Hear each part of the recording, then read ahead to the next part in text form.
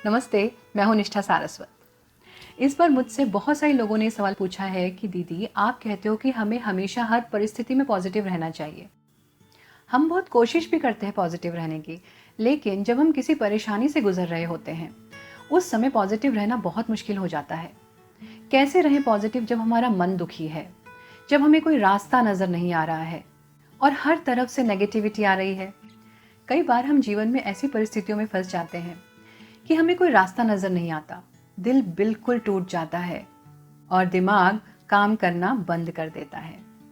आइए आज जानते हैं कि ऐसी परिस्थितियों में हम पॉजिटिव कैसे रहें। How to stay positive in hardships of your life, in adversities of your life.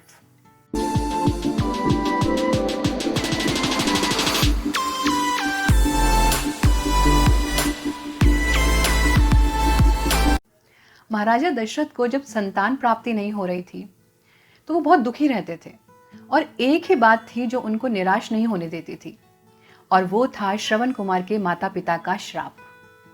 जब भी वो हताश होते, निराश होते, वो श्रवण कुमार के माता पिता का वो श्राप याद कर लेते कि जैसे हम अपने पुत्र के वियोग में तड़प तड़प के मर रहे हैं, उसी तरह तुम भी अपने पुत्र के वियोग में तड़प तड़प के मरोगे। राजा दशरथ को पता था कि उनके द्वारा किए गए अपराध की वजह से ये जो श्राप उन्हें मिला है ये जरूर फलेगा, और इसी से उनकी आशा बंधती थी कि एक दिन मुझे पुत्र की प्राप्ति जरूर होगी, यानी कि ये श्राप भी सौभाग्य लेकर आएगा। ऐसा ही एक प्रसंग सुग्रीव जी के साथ वाल्मीकि रामायण में भी आता है। जब सब लोग माता सीता की खोज कर रहे थे, उस समय सुग्रीव जी सब वानरों को पृथ्वी के अलग अलग कोनों में उनकी खोज करने के लिए भेज रहे थे, और वो साथ ही वानरों को ये भी बता रहे थे कि उन्हें कौन सी दिशा में जाना चाहिए, और जब वो किसी दिशा की तरफ बढ़ेंगे तो वहाँ पर कौन कौन से स्थान आएंगे और उन स्थानों पर जाकर उन्हें क्या करना है और आगे कैसे बढ़ना है। श्री रामचंद्र मुस्कुराते हुए सुग्रीव जी की तरफ देख रहे हैं और उनके इस भौगोलिक ज्ञान से आश्चर्यचकित भी हैं। फिर वो सुग्रीव जी से पूछते हैं कि सुग्रीव, तुम्हें इतना ज्यादा भौगोलिक ज्ञान कैसे है? तुम सब दिशाओं के बारे में कैसे जानते हो? तो सुग्रीव जी श्री रामचंद्र जी से कहते हैं कि महाराज, जब बाली ने मुझे अपने महल से निकाल दिया, राज्य से निकाल दिया, तब मैं पूरी दुनिया में शरण लेने के लिए इधर उधर भटकता रहा। मुझे कहीं भी शरण प्राप्त नहीं हुई और इस चक्कर में मैंने पूरी पृथ्वी छान मारी। मैं बहुत भटका, लेकिन उससे मुझे ये सारा ज्ञान प्राप्त हुआ। अब आप जरा सोचिए कि अगर सुग्रीव जी पर ये संकट ना आया होता तो उन्हें सब दिशाओं का ज्ञान कैसे होता और माता सीता को खोजना कितना कठिन होता। हमारे जीवन में जो कुछ भी होता है वो बेवजह नहीं होता, चाहे वो कोई दुख हो या फिर विपरीत परिस्थितियां, सबके पीछे कोई कारण होता है। ये हमारी परीक्षा के पल होते हैं।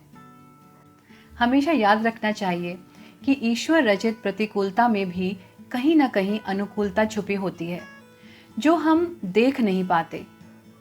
हमारा विजन बहुत लिमिटेड होता है, हम उतना ही देख पाते हैं जो हमें दिख रहा है, लेकिन पिक्चर बहुत बड़ी होती है जो सिर्फ ईश्वर ही देख पाते हैं। आइए अब जानते हैं कि ऐसी परिस्थितियों में प्रैक्टिकली हम कौन से स्टेप्स उठा सकते हैं जिससे कि हम इन परिस्थितियों में भी पॉजिटिव रहे और जल्दी से जल्दी इनसे बाहर आ सके। सबसे पहले तो इस बात का ध्यान रखिए कि एवरी सिचुएशन इज टेम्परेरी। कोई भी चीज हमेशा रहने वाली नहीं है।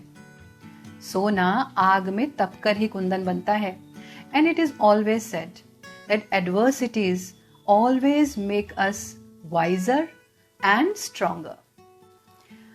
अपने दोस्तों से और अपने परिवार से बात कीजिए, जिससे भी बात करके आपको अच्छा लगता है। इस समय हमारा परिवार और हमारे दोस्त हमारी सबसे बड़ी सपोर्ट होते हैं। हमारे माता पिता के पास इतना एक्सपीरियंस है और वो हमें हर तरह से गाइड कर सकते हैं। टॉक टू देम, इससे आपका मन भी हल्का हो जाएगा और हो सकता है कि आपको कोई रास्ता भी मिल जाए। Look out for possible solutions. इस समय आप क्या बेस्ट कर सकते हो उसको देखो और उस पर काम करना शुरू करो। आप एक शीशे के सामने खड़े हो जाइए और उस शीशे में खड़े होकर अपने आप को देखिए, आंखों में आंखें डालकर, और कहिए कि मैं बहुत स्ट्रांग हूं और मैं हर परिस्थिति से निकलने की शक्ति रखता हूँ। मेरा ईश्वर मेरे साथ है तो मुझे क्या चिंता, मैं जल्दी ही इस परिस्थिति से भी पार हो जाऊंगा। 20 मिनट से आधा घंटा की एक्सरसाइज जरूर कीजिए, ब्रीदिंग एक्सरसाइजेस कीजिए और नेचर के साथ समय बिताइए। जितना ज्यादा आप नेचर में रहेंगे, आप हरे पेड़ों के पास रहेंगे, ग्रीनरी को देखेंगे, आसमान को देखेंगे, उतना ज्यादा आपका स्ट्रेस लेवल डाउन जाएगा। अंत में मैं बस यही कहना चाहूंगी कि तूफान में फंसा जहाज इसलिए नहीं डूबता क्योंकि उसके आसपास पानी शोर मचा रहा है। वो इसलिए डूबता है क्योंकि वो उस पानी को अपने अंदर आने देता है और हार मान जाता है। सबसे इंपॉर्टेंट बात है कि मन के हारे हार है और मन के जीते जीत। बस अपने मन को हारने मत देना।